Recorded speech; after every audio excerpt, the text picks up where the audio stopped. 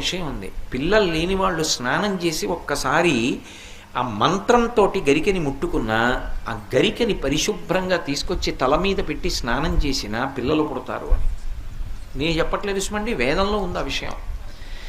అటువంటి గరికతో పూజ చేస్తే చాలు, ఆయన సంతోషపడిపోతాడు. ఇప్పటికీ లోకంలో శాస్త్రం ఏమిటంటే, ఎప్పుడైనా సరే ఏదైనా అకస్మాత్తుగా చూడకూడనిది చూసామనుకోండి, అలా చూడకూడదు, పాపం జరిగింది. ఎలా? ఇప్పటికిప్పుడు స్నానం చేయడానికి అవకాశం లేదు, ఎలాగ మరి? చాలా దోషభూయిష్టమైన విషయం చూశానే, ఈ పాపం పోవాలంటే అనుకున్నాను అనుకోండి, వెంటనే ఏమిటంటే గరికిని ముట్టుకుంటే చాలు, పోతుంది. తీవ్రమైనటువంటి పీడకలు వచ్చిందనుకోండి, ఆ పీడకల పరిహారం అవ్వాలనుకోండి, ఏ అభిషేకమో చేయించుకోవాలి. శక్తి లేదనుకోండి, మీరు అన్ని పూజలు చేయించుకున్నట్టే. స్నానం చేసి ఒకసారి గరికని ముట్టుకుంటే చాలు.